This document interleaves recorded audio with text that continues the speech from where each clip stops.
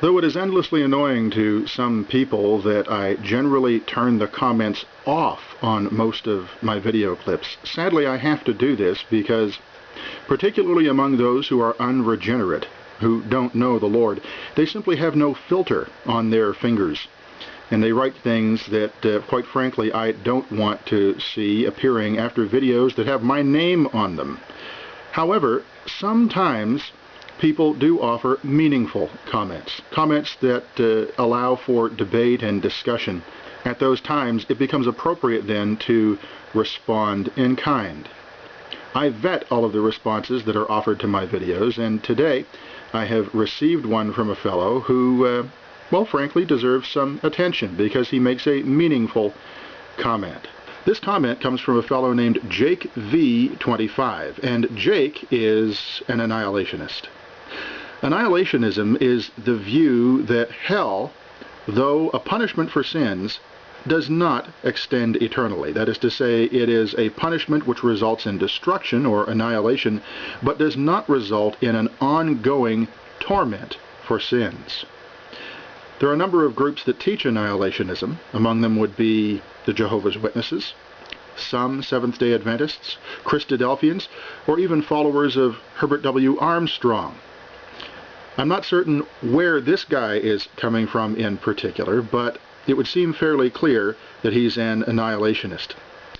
He commented on a video segment that I had done on hell and the eternality of hell, the fact that sinners are punished and are not given eternal life. This is his response. Exactly. The wages of sin is death, not eternal torment. The wicked are never granted everlasting life in heaven, on earth, or in your version of hell.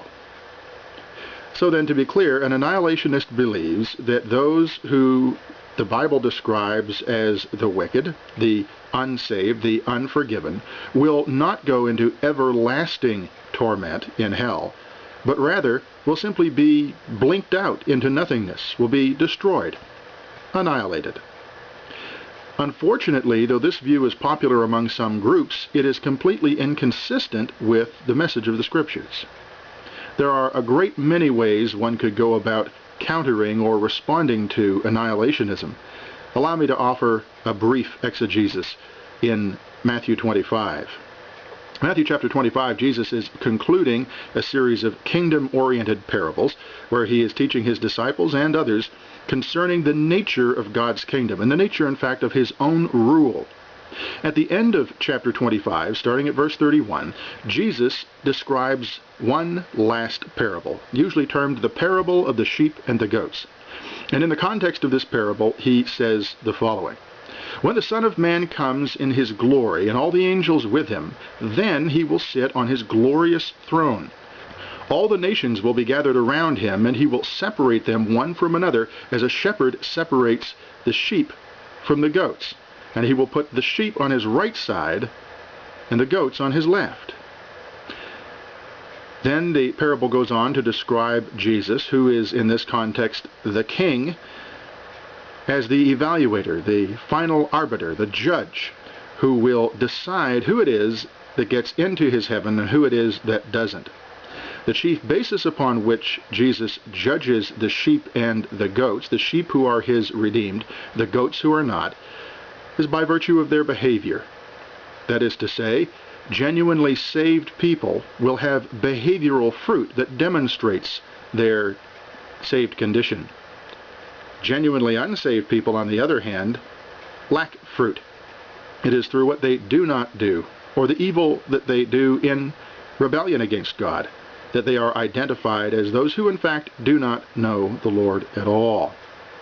Interestingly, though, Jesus concludes the parable in this way, down at verse 46.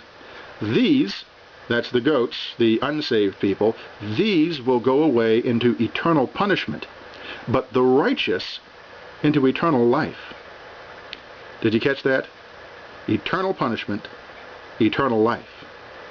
The Greek word used here, translated eternal, is identical in both cases, aionion. Same word, same form. Eternal punishment, eternal life. The Bible always describes the consequences of sin as ongoing, as everlasting. For those who want to hold to an annihilationist perspective, almost always this is based upon other theological problems. Among them, a works-based theology. That's why I'm fully expecting that Jake or somebody else is going to want to come back at me concerning the behavioral aspects of the text. Don't misunderstand me. I'm not suggesting that people earn their way into heaven at all. Rather, the text teaches that our behaviors evidence whether or not we are genuinely saved. But to be clear, eternal life is only as eternal death. And if there's no eternal death, if there's no eternal destruction in hell, an ongoing torment in a resurrected body that cannot die, that's the key, then there is no such thing as eternal life either.